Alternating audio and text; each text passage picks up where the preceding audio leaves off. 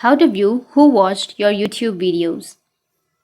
So if you want to view who watched your YouTube videos, then what you need to do is you just need to simply go with your Google or your browser and you need to search for youtube.com, and here you need to go with the top right, which has that three dots, or just simply go with the profile, which is on the top right.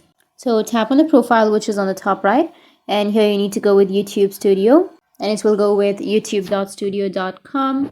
And under your YouTube Studio, now if you want to see who watched your YouTube videos, then you just need to simply go with the left side, which has analytics option. So just simply go with analytics, which is here on the left side, and you will have your overview, like your content, your audience. So if you want to see who watched your YouTube videos, you can just simply go with audience. Once you tap on audience, you will have the audience views right here. So watch time from the subscribers, or age, gender, and what your audience watches, what are the formats, the videos, shorts, live. In this way, you'll be able to see who watched your YouTube videos.